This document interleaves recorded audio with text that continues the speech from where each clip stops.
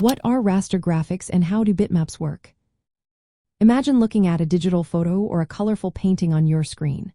Have you ever wondered how these images are made up of tiny building blocks? Well, that's where raster graphics come into play. Raster graphics, also called bitmap graphics, are images created from a grid of small colored squares called pixels. Each pixel contains specific information about its color and brightness. When you look at the entire grid, these pixels combine to form the complete picture.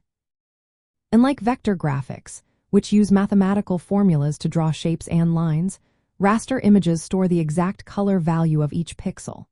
This makes raster graphics perfect for detailed images like photographs or digital paintings that have subtle color changes and shading. When you zoom into a raster image, you can see these individual pixels, especially if you enlarge it too much. That's called pixelation, and it can make the image look blurry or blocky. Bitmaps are how raster images are stored and displayed on your device. The word bitmap comes from mapping bits, or binary digits, to pixels in a grid. Each pixel in a bitmap has data that defines its color and how bright it is. Think of it as a giant spreadsheet where each cell holds color information for one pixel. The image is just a collection of these pixels arranged in rows and columns, forming a matrix. The quality of a raster image depends on its resolution, which is how many pixels it contains in a given area. This is usually measured in pixels per inch or dots per inch.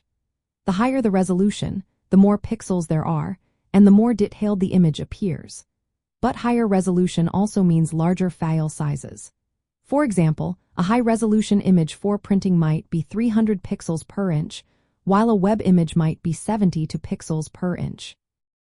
In digital art, raster graphics are widely used because they allow artists to work with rich colors, gradients, and textures. Programs like Adobe Photoshop are built around raster images, giving artists control over every pixel. This makes it easier to create realistic and detailed artwork. Common raster file formats include JPEG, PNG, TIFF, and GIF.